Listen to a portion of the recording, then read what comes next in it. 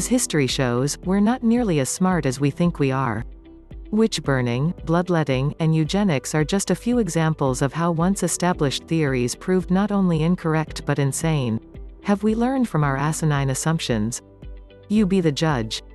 With one uterus unraveling exception, the following are more modern instances where the general consensus was generally nonsense. 10 Pain, go away. It started with the best of intentions.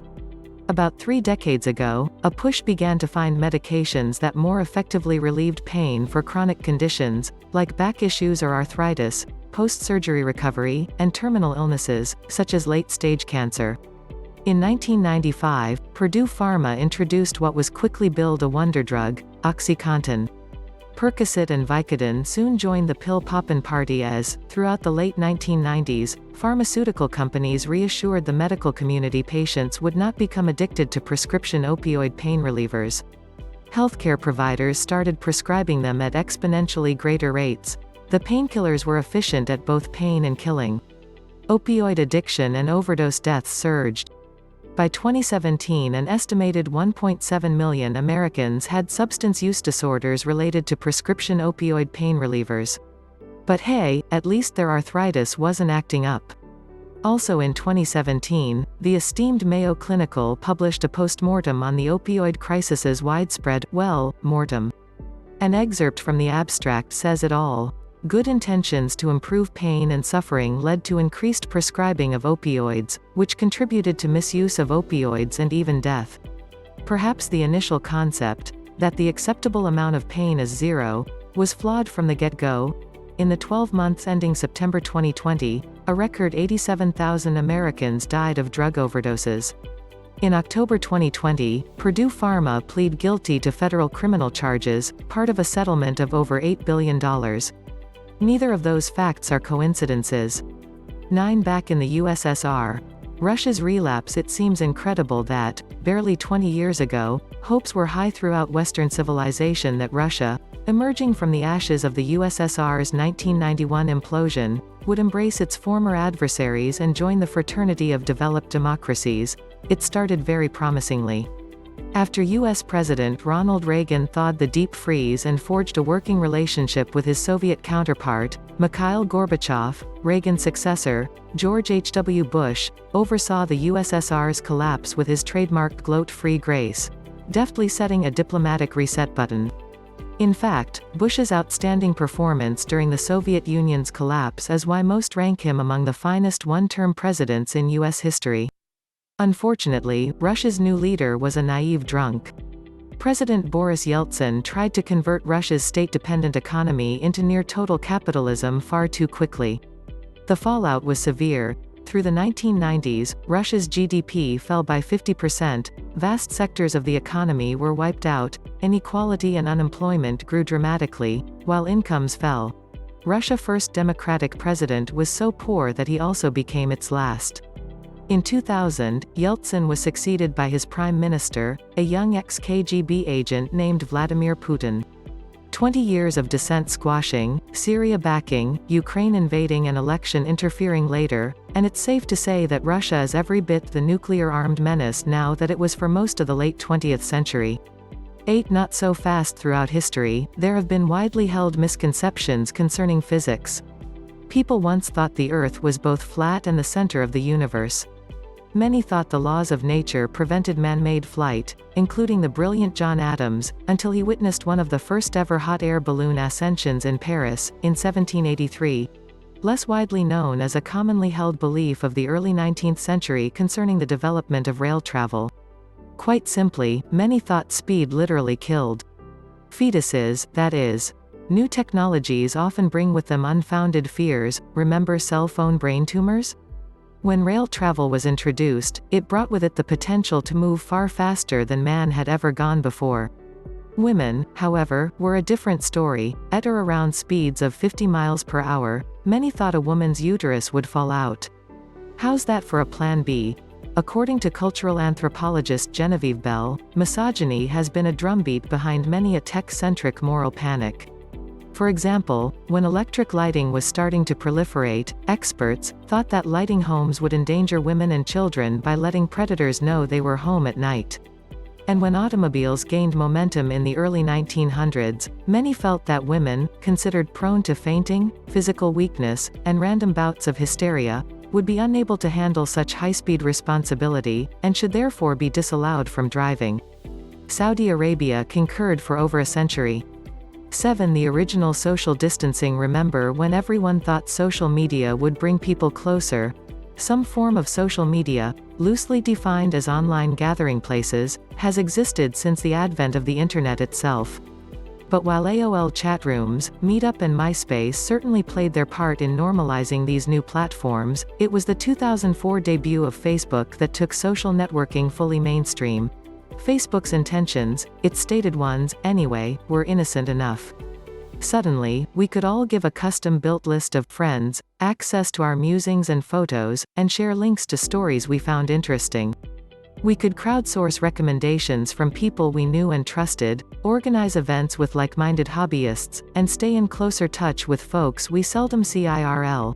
17 years and 2.8 billion users later, Facebook, along with its 280-character cohort, Twitter, are two of the most culpable culprits in the intractable culture wars that have engulfed much of Western civilization, and the US and UK in particular. Sites selling togetherness have accomplished the exact opposite, and the reason, unsurprisingly, is money. It's simple, really. To keep users engaged, social media sites use advanced algorithms to spoon-feed individual users more of what they want. That's an, arguably, innocuous thing when, for example, someone clicks on a pregnancy article and gets served up a baby stroller ad. The danger comes in politics specifically. Liberals get more woke nonsense and flawed logic, conservatives get more anti-liberal memes and cancellation, and in short order we're in an uncivil war fought largely online. 6. High crimes. Instead of a war on poverty, Tupac Shakur rapped, "They got a war on drugs so the police can bother me." The war on drugs is a U.S. government-led attempt to stop illegal drug use and distribution by dramatically increasing prison sentences for both dealers and users. Among other accomplishments, it has succeeded in stigmatizing and worsening drug abuse while giving America the world's highest incarceration rate. Take that, El Salvador, number 2, and Turkmenistan, number 3. Nonviolent crime. Arrest much? Unsurprisingly, all drugs were not waged war upon equally. At the onset of the crack epidemic, which initially was largely limited to black communities, the Anti-Drug Abuse Act of 1986 established what became known as the 100-to-1 ratio. Ridiculously, 5 grams of crack carried a minimum mandatory sentence of 5 years in prison, while the same sentence for its more expensive counterpart, powdered cocaine, pervasive in white America, came at 500 grams. That law came under Republican Ronald Reagan.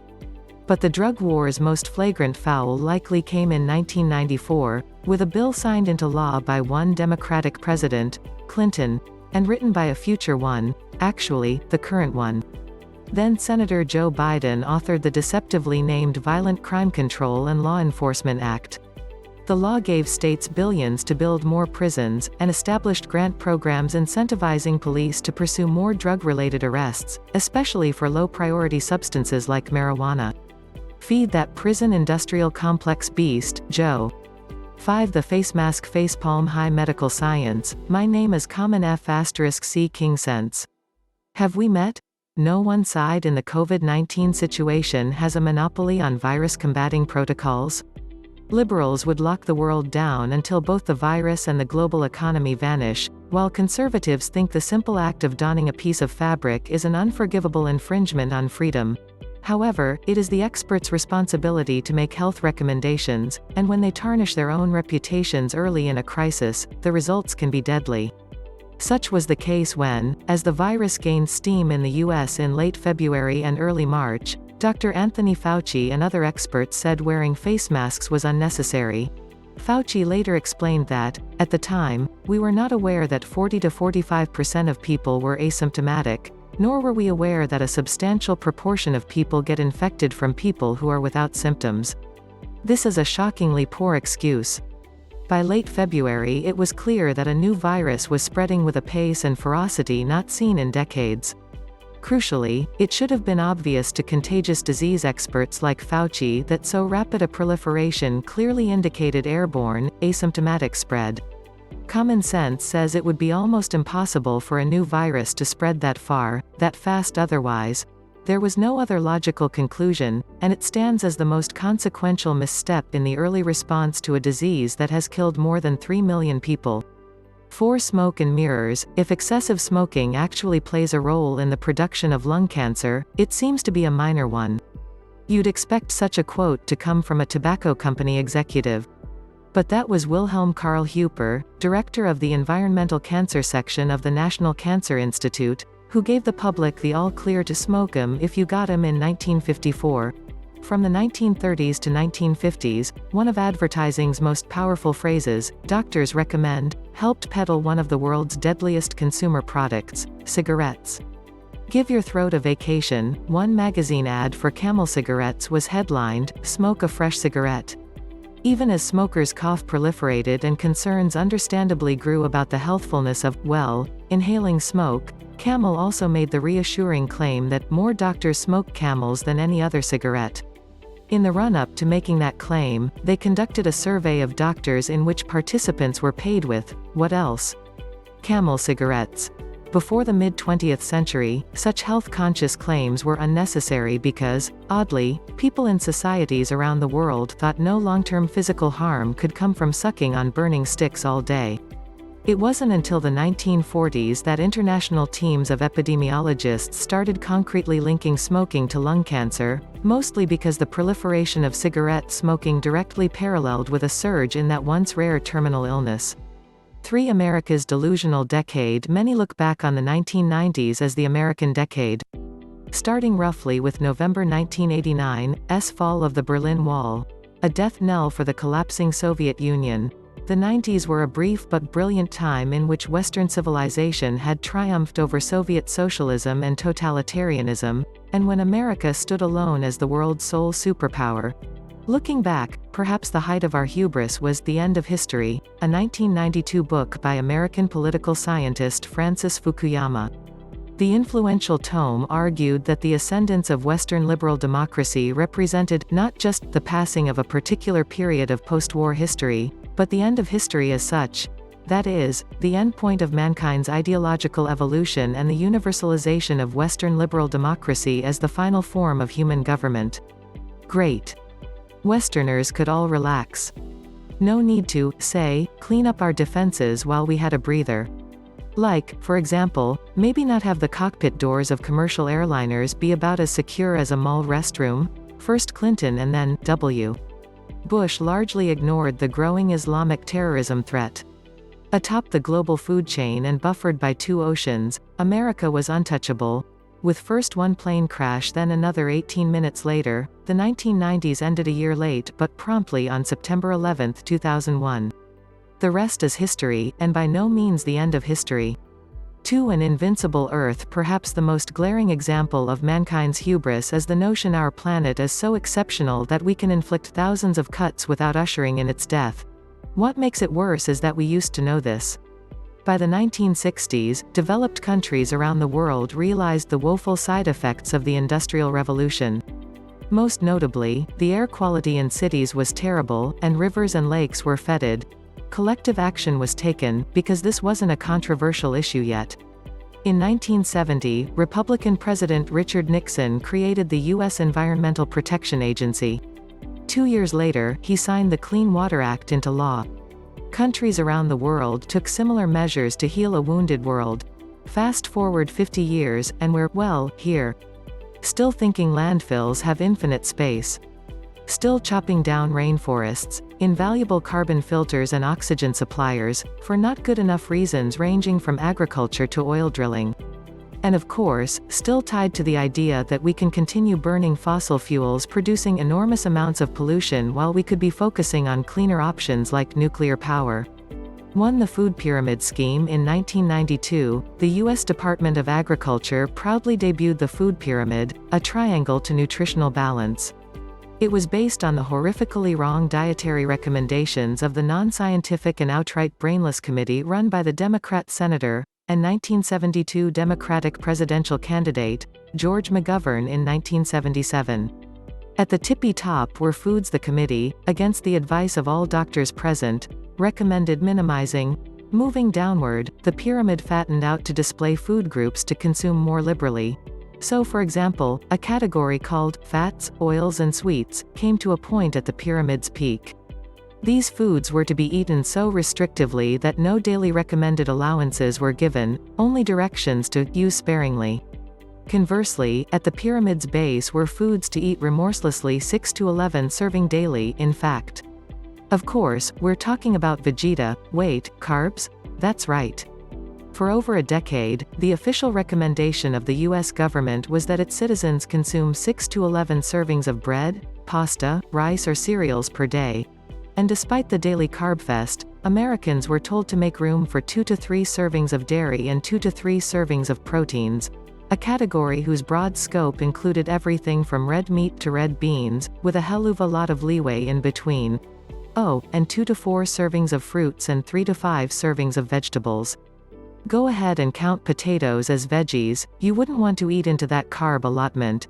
In 2005, the USDA thoroughly revised the recommendations but, for no good reason, kept the pyramid form, which made it look like an update rather than a redo. They later reshaped it into a food plate, but the terrible dietary advice remains intact and all attempts to revert to the pre-war common-sense high-fat low-carb diet is met with vicious attacks from the media, politicians, and academics. Fast forward to today and 42% of Americans are obese.